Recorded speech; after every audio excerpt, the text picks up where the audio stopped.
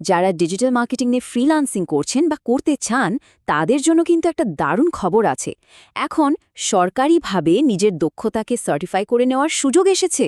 আর সবচেয়ে বড় কথা হলো এএসটিসি প্রকল্পের অধীনে এই সার্টিফিকেশনটি পাওয়া যাবে একদম বিনামূল্যে।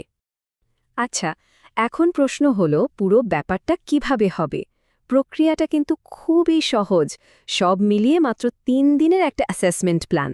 এর প্রথম ২ দিন থাকছে ওরিয়েন্টেশন, আর সেখানেই কিন্তু বিনামূল্যে সব ট্রেনিং মেটেরিয়ালসও দিয়ে দেওয়া হবে। আর তারপর তৃতীয় দিনে হবে ফাইনাল অ্যাসেসমেন্ট।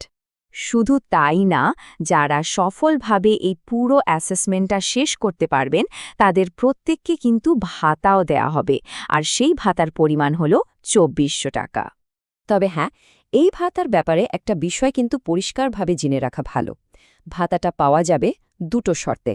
১, প্রকল্পের বাজেট থাকতে হবে, এবং ২, ফাইনাল অ্যাসেসমেন্টে নিজের যোগ্যতাটা ঠিকঠাক প্রমাণ করতে হবে। রেজিস্ট্রেশনের ক্ষেত্রে কয়েকটা কমিউনিটিকে একটু অগ্রাধিকার দেওয়া হবে, যেন সবাই সমান সুযোগ পায়।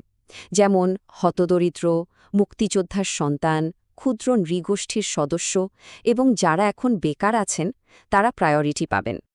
এখন কথা হলো, এই সার্টিফিকেশনের গুরুত্বটা ঠিক কোথায়।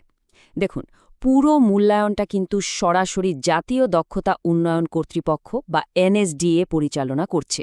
মানে এটা অন্য কোনো সাধারণ সার্টিফিকেট না, এটা হলো নিজের দক্ষতার ওপর পাওয়া একটা সরকারি সিলমোহর। আসলে পুরো প্রোগ্রামটাই কিন্তু আরপিএল বা রেকগনিশন অফ প্রায়র লার্নিংয়ের ওপর ভিত্তি করে সাজানো। সোজা কথায়, যাদের কোনো সার্টিফিকেট নেই কিন্তু এই ডিজিটাল মার্কেটিংয়ের ওপর অন্তত ২ বছরের কাজের অভিজ্ঞতা আছে, তাদের সেই অভিজ্ঞতাকেই এখানে আনুষ্ঠানিকভাবে স্বীকৃতি দেয়া হবে। তবে একটা কথা কিন্তু মাথায় রাখতেই হবে, আসন কিন্তু খুব সীমিত, তাই যারা আগ্রহী তাদের একটু দ্রুত সিদ্ধান্ত নিতে হবে। আর সবশেষে সবচেয়ে জরুরি যে কথাটা, রেজিস্ট্রেশনের শেষ তারিখ কিন্তু ২৫শে মার্চ ২০২৬। যেহেতু সিট খুব তাড়াতাড়ি পূরণ হয়ে যাচ্ছে, তাই একদমই দেরি না করে আজই নিজের নামটা নিবন্ধন করে ফেলাই ভালো।